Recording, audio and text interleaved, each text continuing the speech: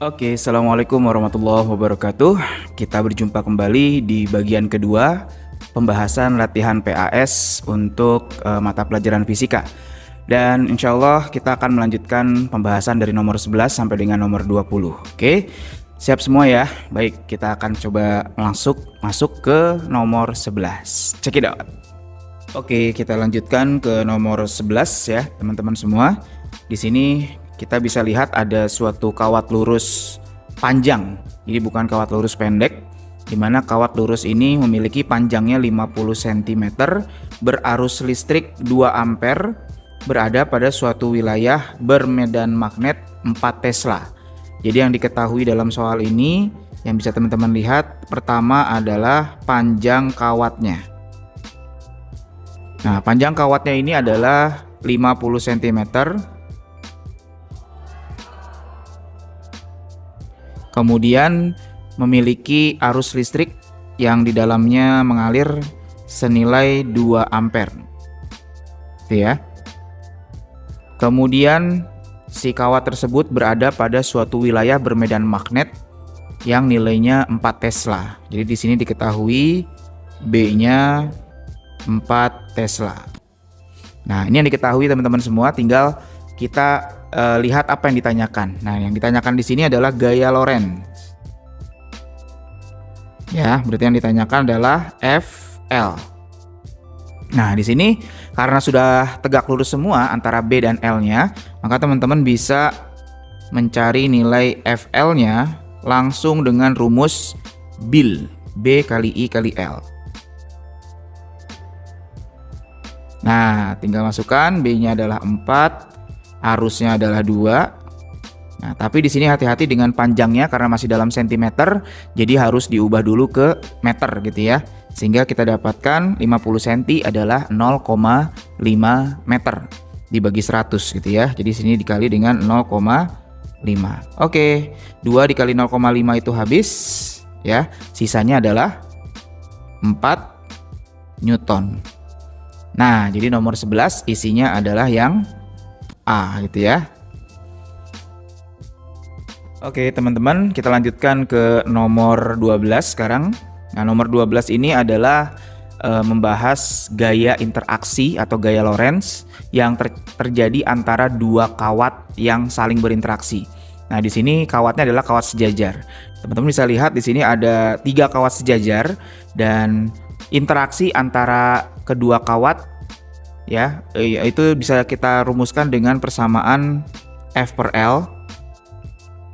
Ini interaksi dari 2 buah kawat ya teman-teman ya, bukan 3 buah kawat. Jadi interaksi itu pasti 2 ya, 2 objek gitu ya. Di sini F per L-nya teman-teman bisa cari dengan persamaan μ0 dikali dengan I1, I2. Ini interaksinya 1 dengan 2 ya. Jadi I1 dikali I2. Kalau interaksinya 1 dengan 3 berarti I1 kali I3 gitu. Oke. Dibagi dengan 2 pi R.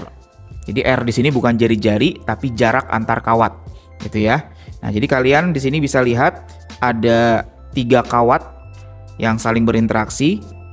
Yang ditanyakan adalah gaya persatuan panjang yang dialami oleh kawat ketiga. Jadi kita fokusnya di kawat 3, bukan di kawat yang lain. Ya, jadi kawat yang ketiga itu bisa teman-teman lihat ada di, kita misalkan di sini untuk kawat 1 yang paling ujung kiri, kawat 2 yang di tengah, kawat 3 adalah yang di bagian sebelah kanan ya. Nah, ini bukan I1 tapi I3 harusnya ya. Ini harusnya I3. Nah, gitu ya. Nah, setelah kalian dapatkan masing-masing kawat, berarti kita fokus di I3 di sini. Ya, fokus di kawat 3. Nah, pada kawat 3 kita lihat interaksi terhadap kawat 1 dan juga interaksi pada kawat 2. Nah, untuk kawat 3 dengan 1 dulu. Di sini kita punya konsepnya, kalau arah arusnya sama atau searah, maka dia akan terjadi tarik-menarik. Tapi kalau misalkan dia arusnya berlawanan, berarti akan terjadi tolak-menolak. Nah, teman-teman bisa lihat di sini untuk I3 dengan I1 itu arahnya sama ya, atau searah. Maka di sini kita bisa mengambil kesimpulan bahwa interaksi 3 dengan 1 adalah tarik-menarik. Nah, jadi 3 itu akan tertarik ke arah kiri menuju ke kawat 1 ya. Nah, ini namanya adalah F per L 3 terhadap 1. Nah, sekarang interaksi 3 dengan 2. 3 dengan 2, teman-teman bisa lihat di sini, arah panah dari arus berlawanan. Sehingga secara otomatis interaksi gayanya itu akan saling tolak-menolak. Nah, karena dia tolak-menolak, berarti 3 akan tertolak oleh kawat 2, yaitu menuju ke kanan ya, atau menjauhi kawat 2. Nah, ini namanya adalah F per L 3 terhadap 2. Nah, kalau udah ketahuan seperti ini, F31 dengan F32 itu arahnya berlawanan. Jadi interaksi yang terjadi pada kawat 3 ada 2, ada F31 sama ada F32 dan arahnya saling berlawanan.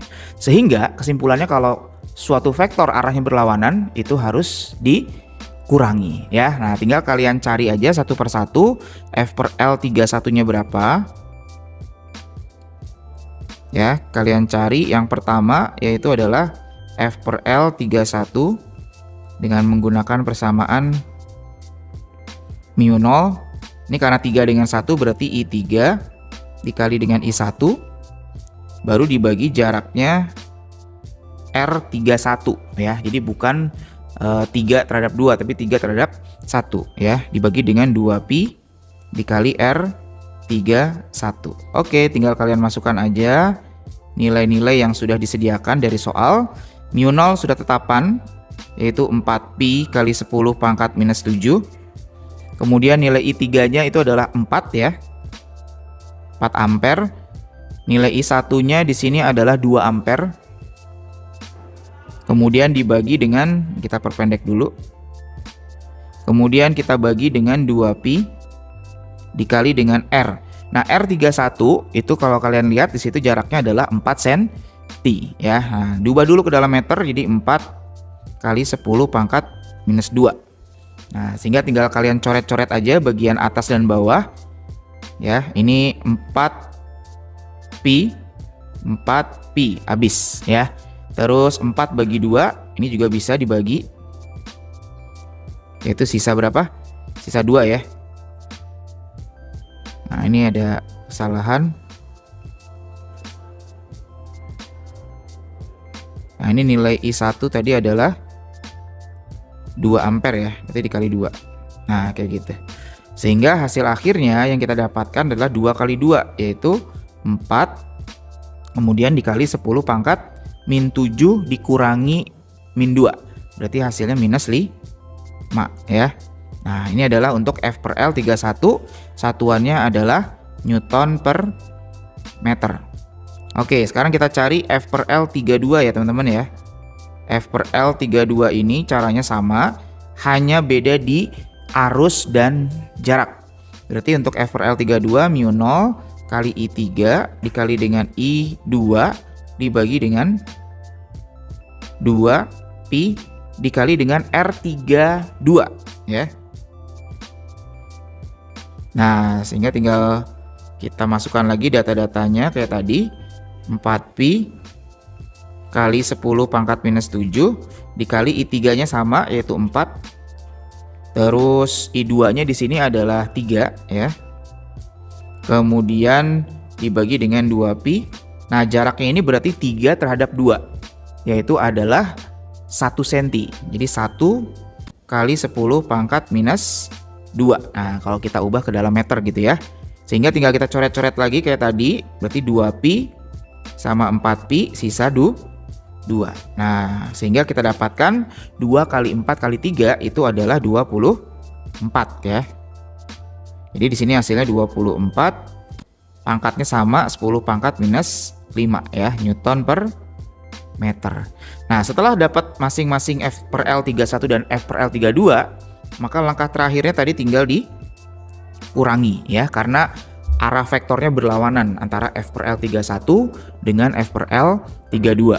Nah, sehingga kalian bisa dapatkan F per L pada kawat 3 itu adalah yang lebih besar mana? F per L32 ya. F per L32 itu 24, F per L31 adalah 4. Sehingga di sini kita tuliskan F per L 32 yang lebih gede dikurangi dengan F per L 31.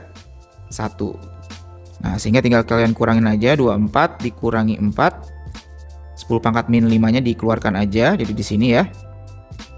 Nah, ini satuannya Newton per meter. Nah, jadi berapa hasilnya? 24 dikurangi 4 adalah 20 ya. Jadi 20 kali 10 pangkat minus 5. Nah, karena dalam soal dimintanya dalam mikronewton per meter, maka 10 pangkat minus 5-nya kita ubah ke dalam mikro ya. Jadi caranya gimana? Tinggal dikali 10 pangkat 6 ya. Jadi hasilnya 20 kali 10 pangkat minus 5 dikali lagi dengan 10 pangkat 6. Nah, ini sudah dalam mikronewton per meter ya. Jadi kalau dalam newton diubah ke dalam mikro tinggal dikali 10 pangkat 6. Nah, sehingga di sini akan dihasilkan nilainya adalah sekitar 200 ya dikali mikro langsung ya. 200 mikronewton per meter. Nah, ini jadi jawabannya nomor yang ke-12 itu adalah yang B. Ya, kita lanjutkan lagi nomor ke-13 ya. Tadi nomor 12 sudah isinya adalah B. Dan sekarang nomor 13 ini teori terkait dengan ilmuwan ya. Ilmuwan yang memberikan suatu postulat atau pernyataan terkait konsekuensi gerak benda yang mendekati kecepatan cahaya melalui suatu teori relativitas khusus. Nah, ilmuwan tersebut adalah namanya Einstein ya.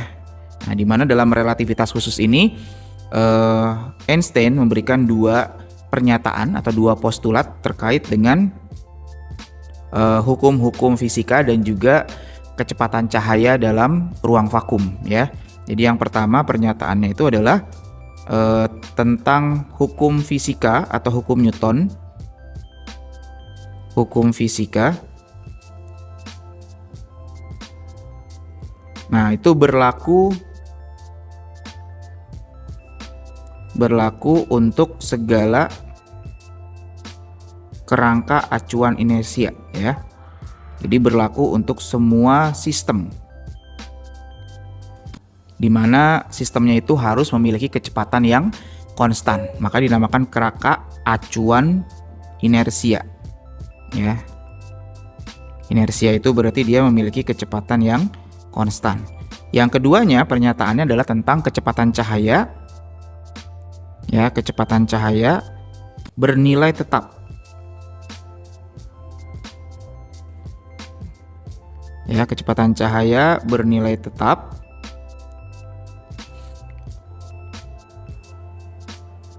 jika dilihat dalam vakum ya. Jadi bernilai tetap dalam vakum untuk semua kerangka acuan inersia.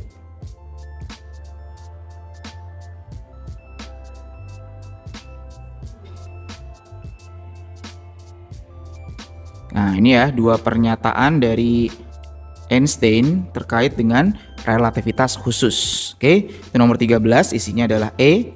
Kemudian yang nomor ke-14 kita lihat di sini berkaitan dengan relativitas khusus atau konsekuensi yang dialami benda ketika bergerak dengan kecepatan yang sangat tinggi atau mendekati kecepatan cahaya. Dalam hal ini nomor 14 kita mau menjumlahkan dua buah benda ya, dua buah benda yang saling bergerak dengan kecepatan yang sangat tinggi. Di sini ceritanya ada pesawat antariksa, di mana pesawat antariksa ini bergerak dengan kecepatan 0,6 c terhadap bumi. Jadi kalau kita gambarkan dahulu di sini ada pesawat antariksa ya teman-teman ya. Kita gambarin aja seperti ini. Ya. Ini pesawat sedang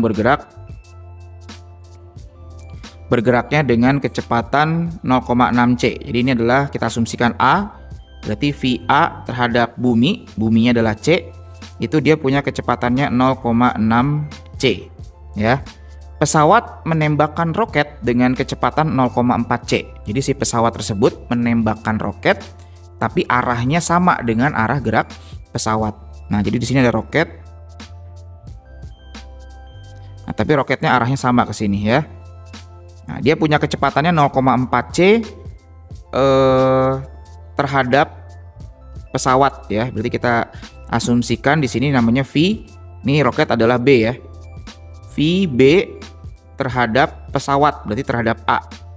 Nah, itu nilainya adalah 0,4 C. Oke, ini datanya. Kemudian di sini ada bumi. Misalkan seperti ini ya. Ini adalah yang C ya, objek C. Oke, ini namakan C. Nah, yang ditanyakan dalam soal ini adalah kecepatan roket terhadap pengamat di bumi. Jadi roket terhadap pengamat di bumi. Roketnya B, buminya C. Berarti yang ditanyakan di sini adalah VBC. Ya, VB terhadap C. Ingat yang perlu kalian garis bawahi pertama adalah depannya apa, belakangnya apa. Siapa yang dilihat, siapa yang melihat, gitu ya. Nah, di sini depannya adalah B. Teman-teman bisa lihat sini ya. Depannya B, belakangnya C.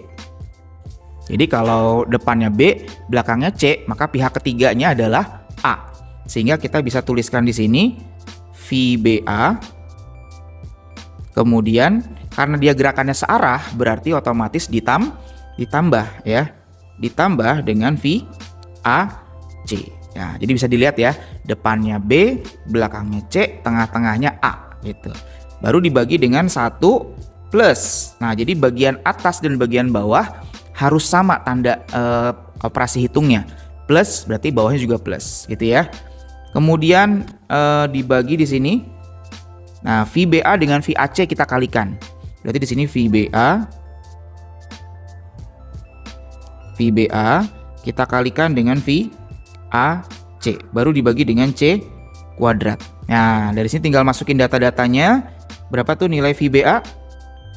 Nilainya 0,4 C. Nah, ini C jangan sampai ketinggalan ya. Banyak di PH waktu itu nilai C-nya itu nggak dicantumkan. Jadinya dari nilai jadi berbeda gitu ya. Nah, jadi 0,4 C plus VAC. VAC-nya 0,6 C. Dibagi 1 plus, berarti yang ini VBA dikali VAC itu adalah 0,4 C dikali 0,6 C ya. Ini 0,4 C dikali dengan 0,6 C. Baru dibagi dengan C kuadrat. Nah, karena C kali C adalah C kuadrat, maka ini yang bagian atas C-nya dengan yang bawah bisa dicoret gitu ya. Sehingga kita dapatkan hasil perhitungan yang bagian atas dulu. 0,4 C tambah 0,6 C berapa? Ya, jadi hasilnya itu adalah C gitu ya. Kalau yang bawahnya, yang bawah itu 1 ditambah dengan 0,4 C 0,4 dikali 0,6 yaitu 0,24 ya. Nah, sehingga dari sini teman-teman bisa melihat bahwa yang atasnya itu adalah 1 C, yang bawahnya adalah 1,24 gitu ya.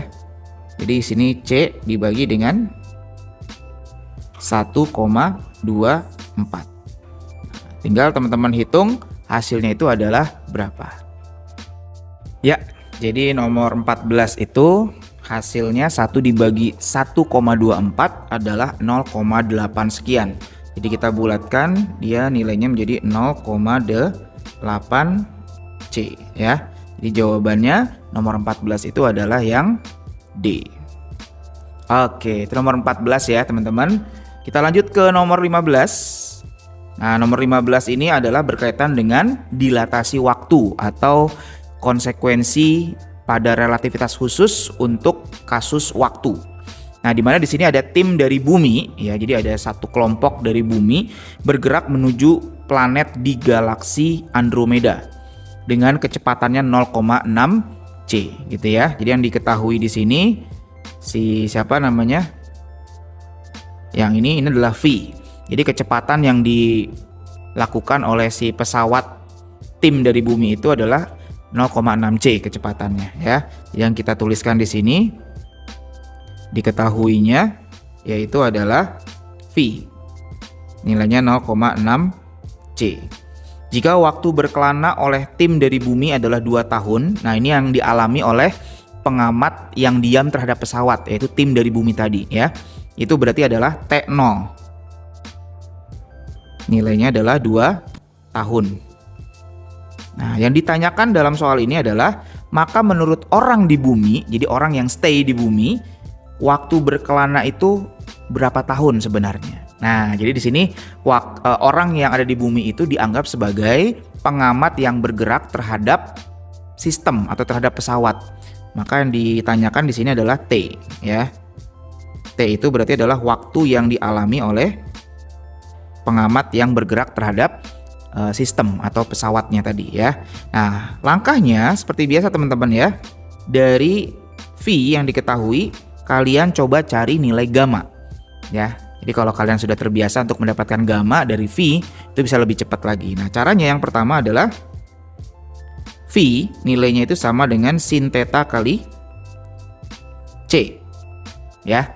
Nah, ternyata di sini nilai V-nya itu adalah 0,6 C. Nah, dari sini teman-teman bisa lihat bahwa nilai sin theta itu adalah 0,6 ya. Sin theta-nya 0,6. Ya, kita tuliskan di sini.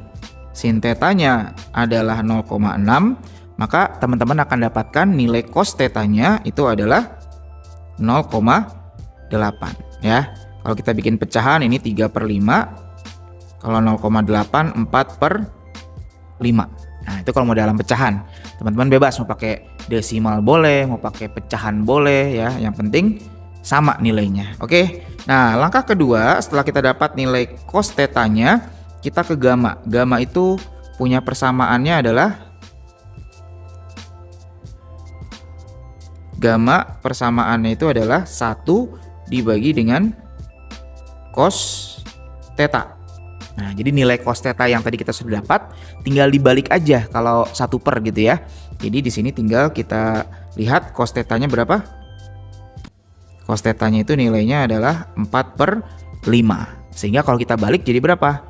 5/4 gitu ya. Nah, dapat nilai gamanya 5/4 sehingga teman-teman bisa mencari tahu berapakah nilai dari T atau yang dialami oleh orang di bumi ya. Jadi di sini T punya persamaannya adalah gamma dikali dengan T0. T0-nya udah tahu 2 tahun ya. Gammanya tinggal tulis aja 5/4 kemudian dikali dengan 2. Nah, tinggal dicoret aja 4 dengan 2-nya, sisa berapa? Sisa 2 ya. Jadi di sini nah 2-nya di bawah. Sehingga kita dapatkan T-nya itu adalah 5/2. 5/2 itu adalah 2,5 ya. 2,5 tahun. Nah, itu jawabannya. Sehingga nomor 15 isinya adalah D. Itu ya. Nah, baik, kita lanjutkan lagi ke nomor yang ke-16. Kalau tadi berkaitan dengan waktu, nah sekarang berkaitannya dengan energi ya. Nah, di sini ceritanya ada suatu benda dalam keadaan diam, jadi masih utuh bendanya ya.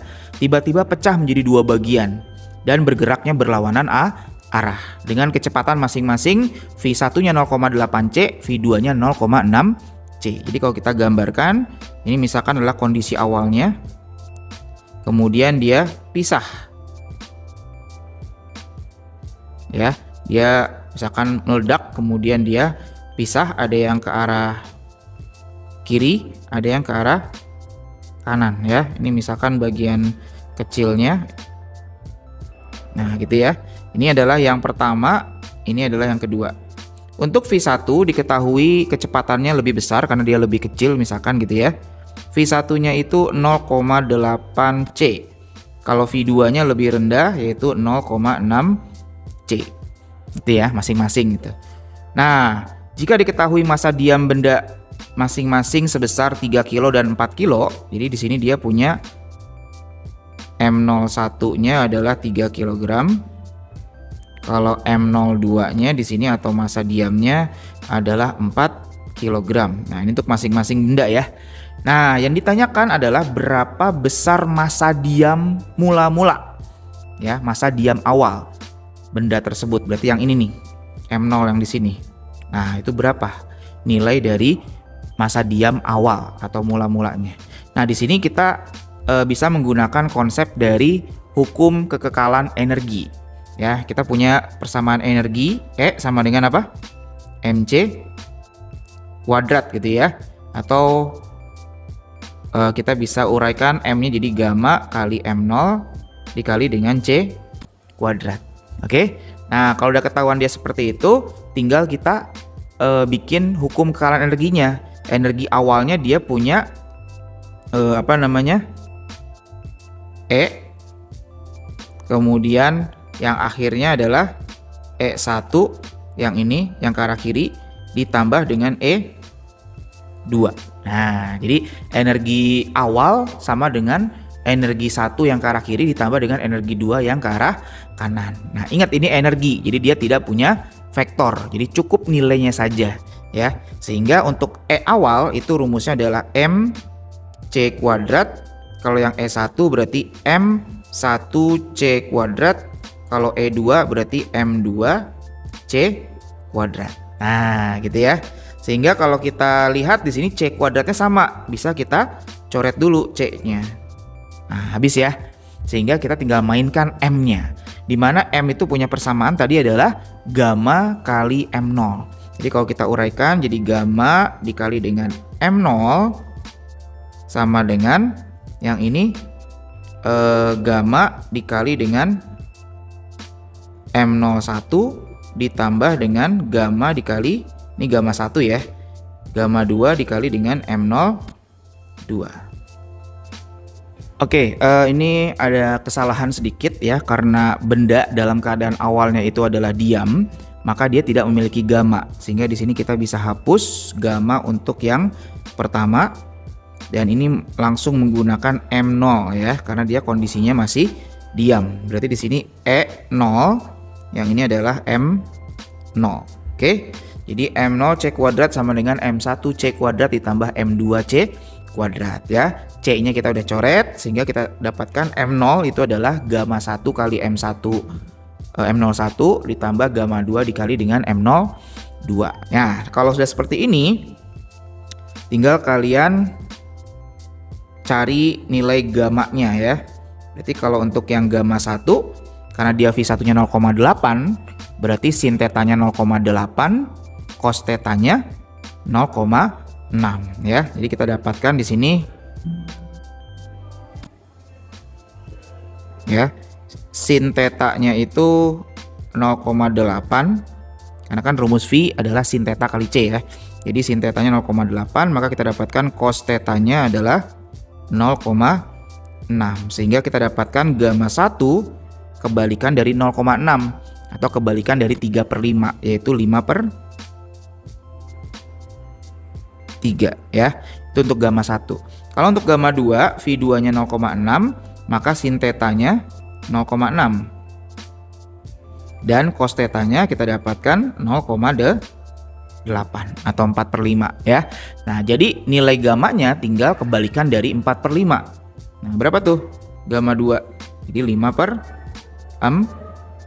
Nah, kalau udah ketahuan gamma 1 dan gamma 2, tinggal teman-teman masukkan dari sini ya. Berarti kita dapatkan untuk M0 itu menjadi gamma 1 berapa tadi? 5/3 ya.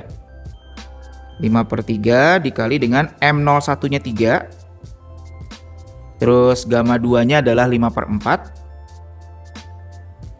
M0 yang keduanya adalah 4. Nah, sehingga tinggal kalian coret, 3-nya habis, 4-nya habis. Nah, gitu ya.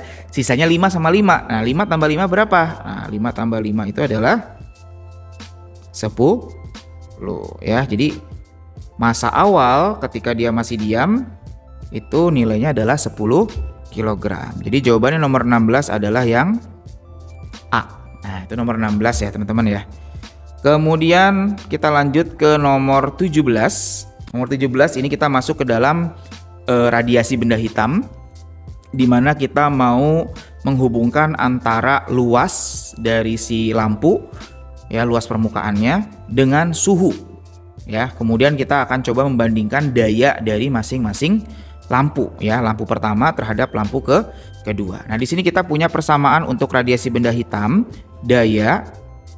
Ini radiasi benda hitam. Rumus daya atau laju aliran kalor ya, ini biasanya di materi sudan kalor kelas 11. P itu sama dengan makan 4 sendok ya. Jadi E A T pangkat 4 dikali dengan tetapan Stephen Boltzmann ya. Nah, jadi di sini dia kalau kita lihat jadi eat 4 sendok. Jadi makan 4 sendok gitu ya. Nah, karena di sini yang mengalami perubahan adalah jari-jari. Jadi jari-jari nanti akan berpengaruh ke luas penampangnya atau luas permukaannya sama suhu ya. Jadi di sini kita tinggal membandingkan antara daya gitu ya. Kemudian luas sama suhu pangkat 4. Nah, ini yang kita bandingkan. Jadi emisivitas sama konstantanya tidak usah dimasukkan ke dalam perbandingan. Sehingga kalau kita bikin perbandingannya di sini P1 dulu ya per P2. Nah, di sini berarti A1 per A2 dikalikan lagi dengan T1 per T2 ya. Tapi T-nya harus pangkat 4. Jangan T saja ya. Jadi di sini harus kita pangkatkan lagi dengan pangkat 4. Nah, jadi di sini pangkat 4. Nah, gitu ya. Nah, karena di sini tidak diketahui luas adanya jari-jari, maka kita bisa menggunakan luasnya itu adalah luas bola. Karena di situ dikasih tahu lampunya itu adalah berbentuk bola ya. Jadi bola itu punya luasannya gimana? Luas bola bukan pi r kuadrat ya, tapi 4 pi r kuadrat. Nah, ini luas bola. Sehingga kita pakai dari sini bahwa luas dengan r kuadrat itu berbanding lurus ya. Sehingga di sini bisa kita tuliskan P1 per P2 sama dengan R1 per R2. Nah, tapi dia di sini R-nya pangkat 2 sehingga teman-teman harus pangkatin sini 2 ya. Nah, terus T1-nya dengan T2 itu juga dipangkatin 4 kayak yang atas ya. T1 per T2. Nah, ini pangkat 4. Oke, rumusnya udah jadi, tinggal datanya dimasukkan ke dalam rumus perbandingan tadi ya. Oke, kita masukkan yuk. Kita lihat dari jari-jari pertama. Dikasih tahu jari-jari pertama adalah 4/3 kali dari jari-jari kedua. Jadi bisa kita tulis di sini R1 nilainya adalah 4/3 dari R2. Nah, itu yang diketahui ya. Kemudian suhu yang pertama itu adalah 27 derajat Celcius. Oke, karena di sini dia T1-nya masih dalam Celcius, maka harus diubah ya, wajib diubah ke Kelvin. Jadi 27 itu nilainya sama dengan 300 Kelvin. Tinggal kalian tambah dengan 273 Kelvin ya. Kemudian T2-nya di sini 127 masih Celcius juga. Kita tambahkan lagi dengan 273 berarti menjadi berapa? 400 ya. 400 Kelvin. Nah, datanya sudah lengkap, tinggal kita masukkan. Oke, di sini P1 per P2. R1-nya kita masukkan 4/3 ya, 4/3 R2 per R2. Nah, baru dipangkatin 2. Nah, itu untuk yang R-nya ya, jari-jarinya. Kemudian dikalikan lagi dengan T1 per T2 pangkat 4. T1 nilainya 300. Kalau T2 nilainya 400 ya. Ini pangkat 4. Baik, kalau sudah seperti ini tinggal kita mainkan matematisnya. Kita dapatkan nilainya berarti P1 banding P2 itu nilainya adalah 4/3 pangkat 2 dikali dengan, ini tinggal kita coret aja 100-nya biar lebih sederhana ya. Jadi 3/4 pangkat 4. Nah, kalau udah seperti ini, teman-teman bebas caranya seperti apa untuk matematisnya. Nah, misalkan di sini 4/3-nya ada 2 kali ya, atau pangkat 2. Jadi kita boleh tulis 4/3 dikali 4/3. Terus kalau 3/4-nya ada 4 kali, berarti 3/4 dikali 3/4 dikali 3/4 kali lagi 3/4. Nah, dari sini tinggal kalian coret yang atas dan bawahnya sama. Berarti ini bisa dicoret 4 yang ini dengan 4 di sini gitu ya. Terus 3-nya dicoret. Ya kan? Nah, terus bisa juga dicoret lagi yang ini dengan yang ini. 3 dengan 3 ya. Jadi ada yang dicoret sebanyak 4 komponen. Berarti sisanya tinggal 3/4 kali 3/4. Nah, berapa tuh hasilnya? Jadi 9 banding 16. Nah, jadi perbandingannya adalah yang 9 banding 16. Jawabannya berarti adalah C. Nah, itu nomor yang 17 ya, teman-teman. Baik, kita lanjutkan lagi nomor yang ke-18 sekarang. Ini kita mau mencari banyaknya foton yang dipancarkan per detik. Berarti di sini kita menggunakan konsep dari energi foton ya. Energi foton itu dia punya persamaannya. Kalau untuk n foton, En ya, itu berarti sama dengan N dikali dengan H kali F, atau bisa menggunakan N dikali dengan H dikali dengan C per lambda. Nah, jadi yang diketahui dalam soal pakainya apa? Frekuensi kah atau lambda kah? Nah, di sini kita bisa melihat yang diketahuinya adalah daya ya. Dayanya 2 kW, kemudian memancarkan gelombang elektromagnetik yang energi tiap fotonnya, jadi energi satu fotonnya itu adalah sekian. Oh, jadi ini udah diketahui energinya ya. Energi untuk satu foton, jadi udah enak. Jadi kalian tinggal masukkan aja energi untuk satu fotonnya. Nah, ini energi satu foton tuh sama dengan HF atau sama dengan HC per lambda. Jadi udah dihitungin sama soal kayak gitu ya. Kecuali kalau diketahuinya frekuensi atau lambda, kalian cari dulu dengan cara yang seperti ini. Nah, karena yang dicarinya adalah N, banyaknya foton yang dipancarkan per detik ya. Jadi karena di sini diketahuinya daya, kita bisa menggunakan persamaan daya. Daya itu secara garis besar punya persamaannya adalah energi dibagi dengan waktu ya. Nah, karena di sini kita pakainya En, maka dia punya persamaannya N dikali dengan energi satu foton, atau yang tadi yang HF ini ya, sama yang HC per lambda. Maka di sini langsung aja pakai E ya, karena diketahui dalam soalnya adalah E dibagi dengan T. Nah, karena T-nya dalam 1 detik ya, berarti bisa diabaikan gitu ya. Sehingga kita dapatkan di sini untuk N-nya itu adalah P kali T dibagi dengan E. Nah, jadi di sini kalian tinggal masukkan dayanya adalah 2 kW, berarti 2 kilo itu 10⁻³ ya. Nah, kemudian waktunya adalah 1 detik. Dibagi dengan energinya di sini adalah 2 kali 10⁻⁻18. Nah, 2-nya bisa kalian coret habis ya. Jadi sisanya tinggal 1 kali 10 pangkat berapa tuh? 3 dikurangi min 18. Berarti samanya dengan 3 ditambah 18. Jadi 10⁻21 foton ya. Nah, sehingga jawabannya untuk yang nomor ke-18 itu adalah 1 kali 10⁻21 yang E. Nah, itu ya teman-teman ya, jawabannya yang E. Ya, nomor 18 sudah. Sekarang kita lanjutkan nomor 19 tentang momentum tapi dihubungkan dengan panjang gelombang ya. Jadi di sini ada konstanta Planck-nya seperti biasa 66 kali 10⁻⁻35.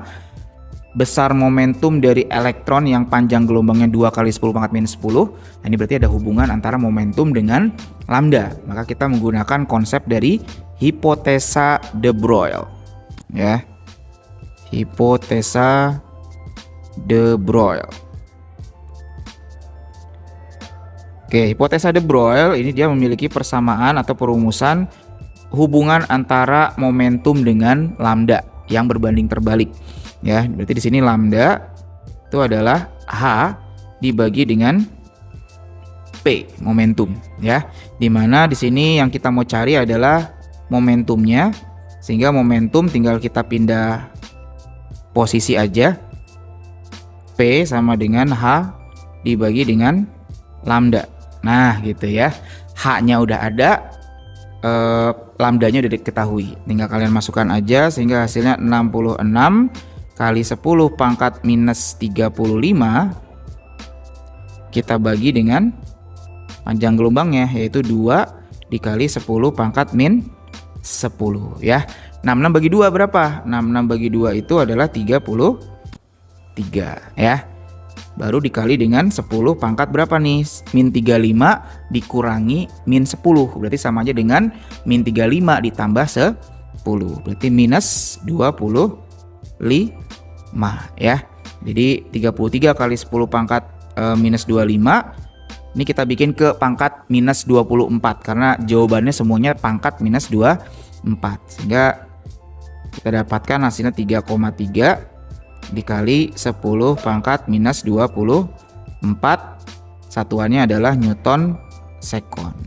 Oke, jawabannya berarti nomor 19 adalah yang D, dodol. Nah, oke.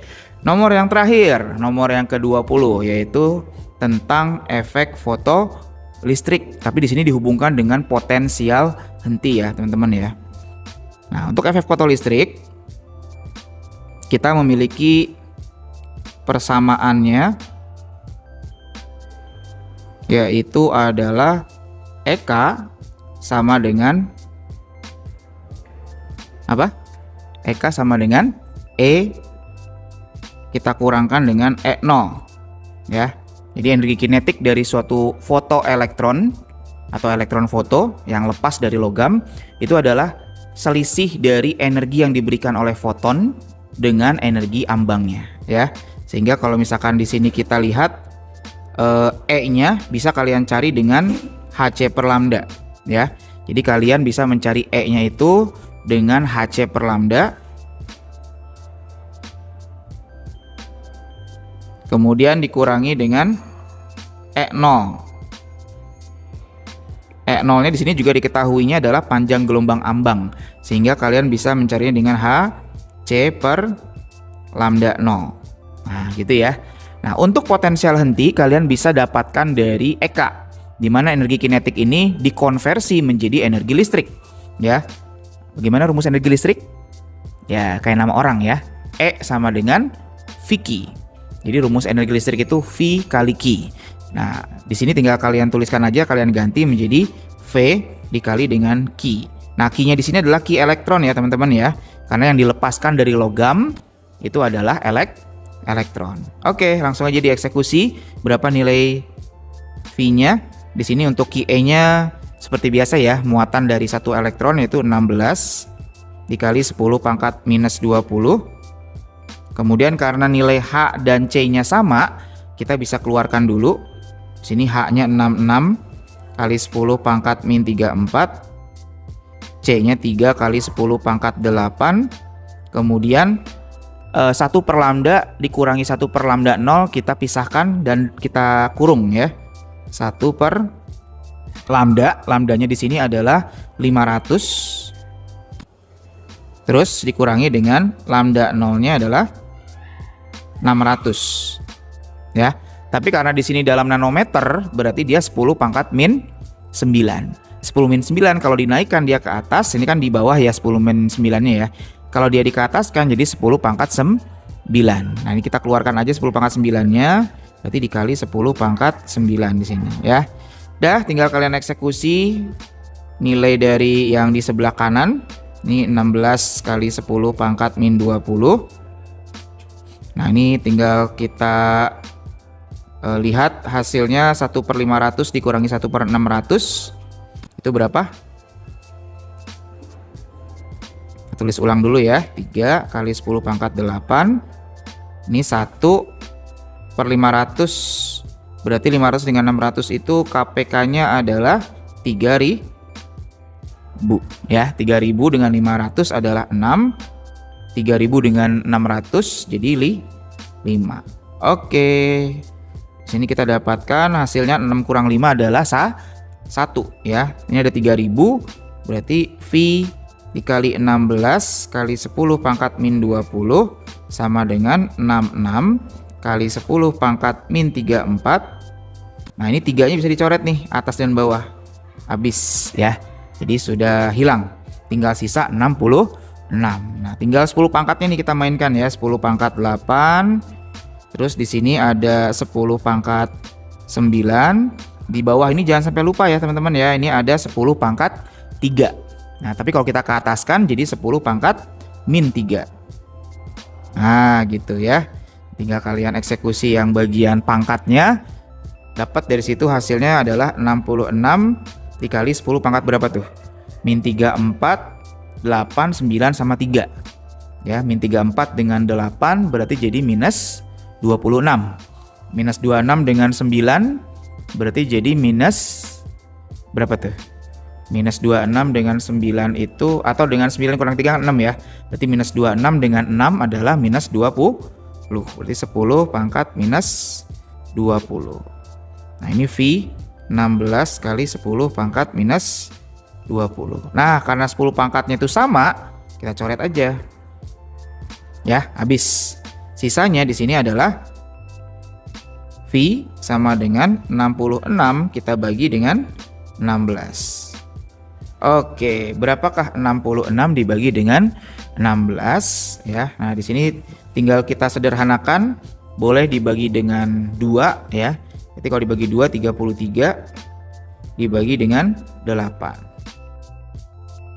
Ya, jadi hasilnya potensial henti di sini adalah 33 dibagi 8, berarti sekitar 4,125 volt ya. Nah, jadi nomor yang ke-20 tidak ada isinya. Jadi jawaban yang tepat adalah yang ini. Oke, jadi nomor yang ke-20 isinya 4,125 volt. Oke, gitu teman-teman ya. Ini adalah pembahasan untuk latihan PAS yang nanti harus kalian terus pelajari ya sampai menjelang ke PAS ya, sampai ke hari dimana fisika itu berlangsung. Mudah-mudahan bermanfaat ya.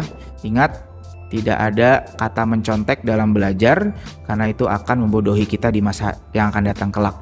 Baik, itu yang bisa Ustadz sampaikan pada pembahasan latihan soal PAS ya. Dan kita akhiri sama-sama dengan membaca hamdalah. Alhamdulillahirabbil alamin. Terima kasih atas perhatiannya. Assalamualaikum warahmatullahi wabarakatuh.